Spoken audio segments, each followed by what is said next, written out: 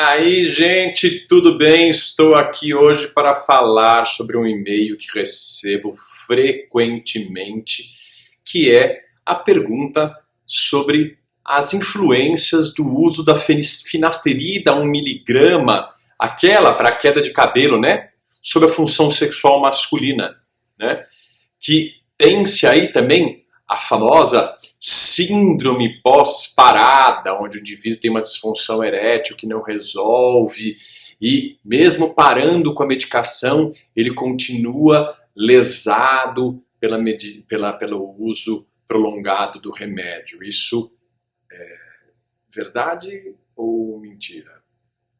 Explicações verídicas e baseadas em ciência e estudos científicos, logo após a vinhetinha.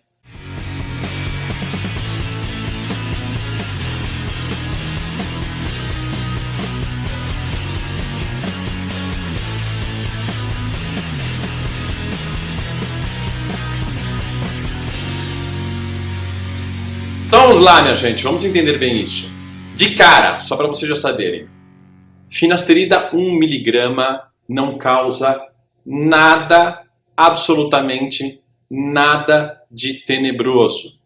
Síndrome de disfunção erétil pós-parada do uso não passa de uma mentira, não passa de uma impressão de poucos, não tem fundamento científico e nem estudos científicos com base estatística suficiente para afirmar. Existem estudos científicos que afirmam, porém tem viés e não tem base científica para afirmar.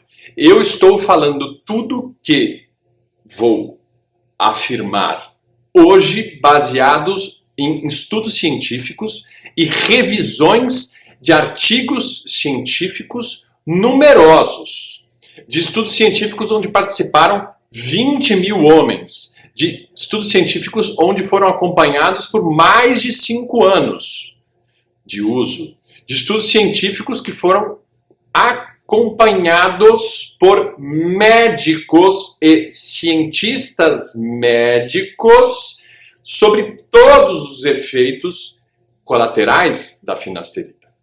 Então, vamos lembrar que a finasterida 1 mg, ela é uma inibidora de uma enzima 5-alfa-redutase que transforma testosterona em dihidrotestosterona. O que significa isso? A dihidrotestosterona tem uma função biológica muito importante na libido, né, principalmente, e não é claro o mecanismo dela na função erétil, então, portanto, ela está ligada muito mais à libido, que isso é sabido, e entre outras funções, ela também provoca queda de cabelo nos folículos pilosos que têm receptores para ela. E esses folículos pilosos geralmente estão concentrados no cucuruto, por isso que o indivíduo perde o cabelo de cima, porém ele continua com uma faixa de bozo, que o pessoal tira sarro, em volta, porque esses não têm receptores para dihidrotestosterona.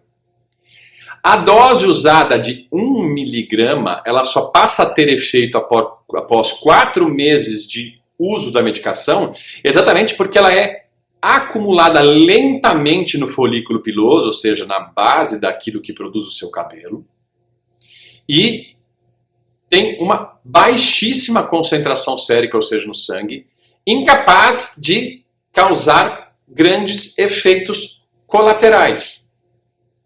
Então é muito, mas muito importante que a queixa desses homens é de diminuição de libido, disfunção erétil e disfunção ejaculatória, porque a dihidrotestosterona tem uma grande ação sobre a próstata e na produção de fluido espermático e na função da motilidade do esperma. Essa da motilidade do esperma ainda não está muito bem esclarecida. Porém, indivíduos que têm problema de motilidade de esperma não devem usar uma medicação que é só estética, certo? Deve-se fazer o bom uso da coisa. O que tem que ficar bem claro é que cientificamente é relatado que 2,1 a 3,8% dos homens se queixam de baixa libido, disfunção erétil ou alguma disfunção ejaculatória, né?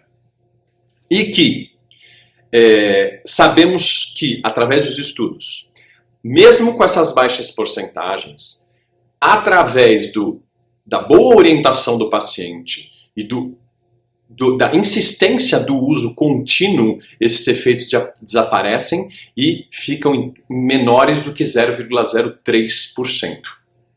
E aqueles que insistem ou continuam encanados em que estão com baixa libido e mau funcionamento, a suspensão do medicamento resolve por imediato o problema, porque o indivíduo já não se sente mais ingerindo algo que lhe cause mal. Então agora vamos fazer a diferença entre o efeito placebo e o efeito nocebo. O efeito placebo é aquele onde eu lhe dou um comprimido de açúcar dizendo que vai passar a sua dor de cabeça e ela passa pela sua autossugestão. E o efeito nocebo é quando eu te dou, você não confia em mim, e eu te dou uma medicação psicotrópica, né? Eu falo que eu vou te dar um antipsicótico para melhorar o sono, e você tem medo de tomar aquele remédio e fazer muito mal para você, mas eu te dou um remédio de açúcar também. E tudo e absolutamente tudo que aquele remédio pode provocar de efeito colateral você vai sentir. Esse é o efeito nocebo.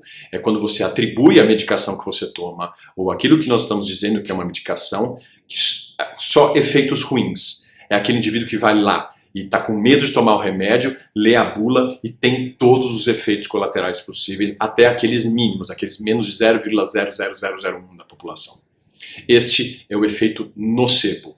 E o efeito nocebo está intrinsecamente ligado ao uso da finasterida 1mg, né, a Finalop, Propessa, etc. e tal, na queda de cabelo. Apesar da grande eficiência da parada da queda de cabelo, os indivíduos continuam com medo porque já existe a fama de a finasterida na dosagem de 1mg causar impotência sexual.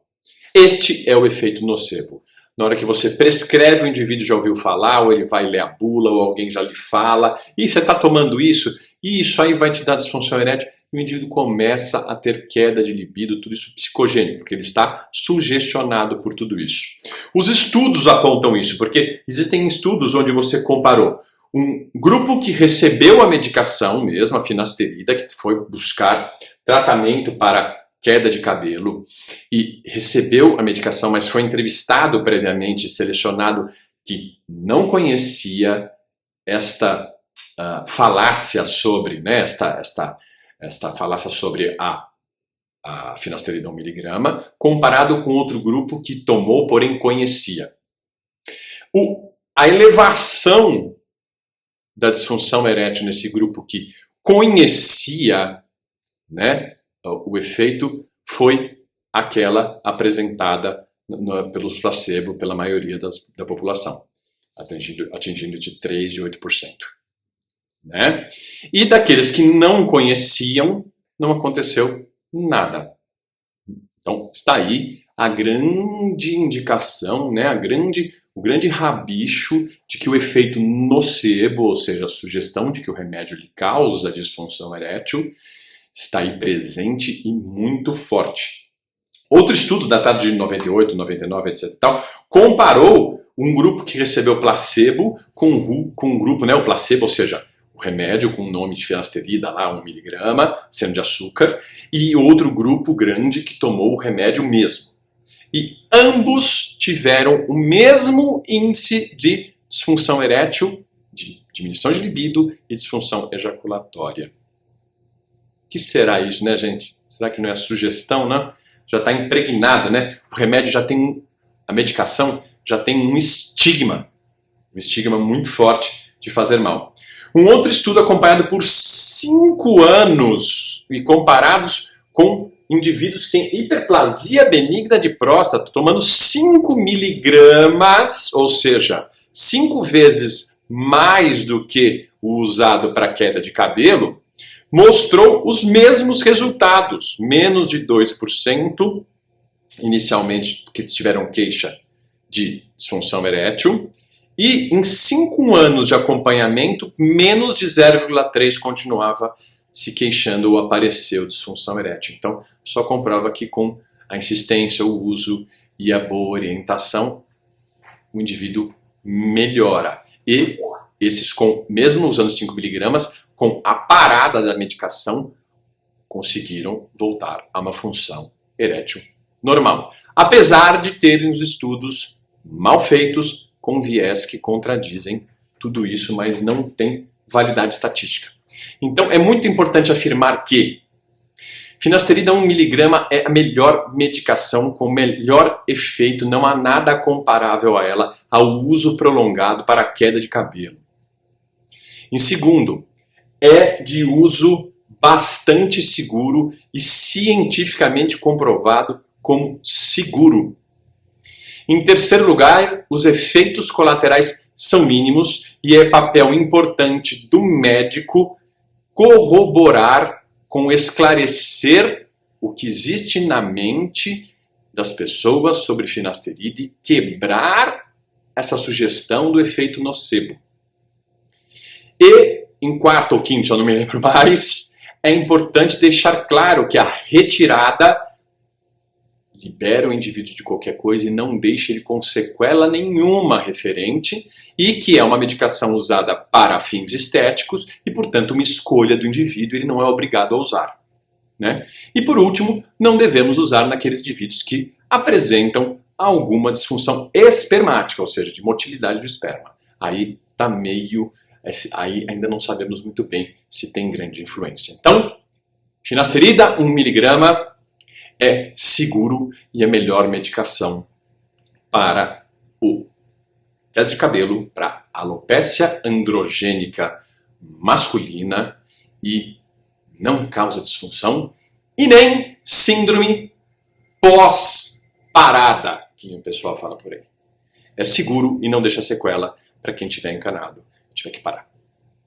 Então, fica aí, gente, desmistificando mais uma historinha para vocês. A realidade sobre a medicina sexual embasada em ciência. Até a próxima e obrigado.